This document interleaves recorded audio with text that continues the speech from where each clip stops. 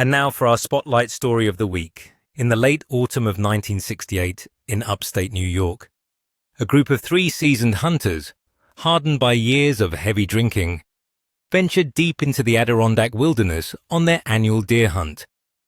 But this year, things were different. The forest was eerily silent, seemingly devoid of life. No rustling in the underbrush. No distant calls of wildlife. Just an unsettling emptiness.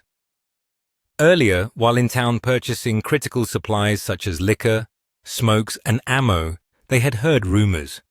Whispers of something terrifyingly unnatural in the woods this year.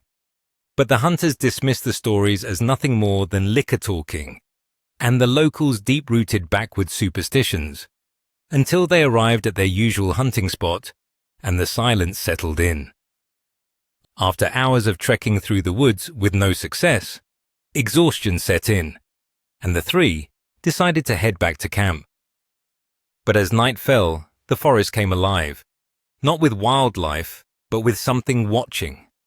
Strange noises echoed through the dense trees, heavy footfalls, guttural growls, and an undeniable stench of dirty ass lurking beyond the firelight. The hunters, unnerved yet defiant, decided to start spraying lead at whatever was out there. But soon, they realized they weren't the ones doing the hunting. One by one, they encountered unsettling occurrences, the snapping of branches just beyond sight, the sound of flatulence, and the terrifying realization that something was circling them. Then, without warning, a towering beastly figure, its eyes gleaming in the moonlight, charged into the camp.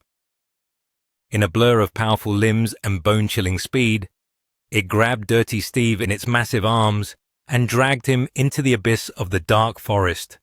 The sound of breaking bones and tearing flesh could be heard along with his screams as he vanished into the night.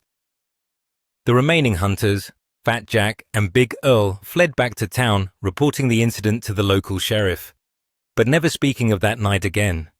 However, today, the locals say that if you listen closely in the Adirondacks, you can still hear Dirty Steve's cries echoing through the trees. Years later, a search party ventured into those same woods after another hunter went missing.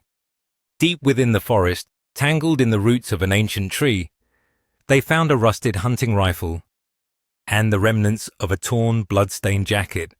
The name stitched inside, Dirty Steve, but his body was never found. Stay tuned for more great stories, just like this one,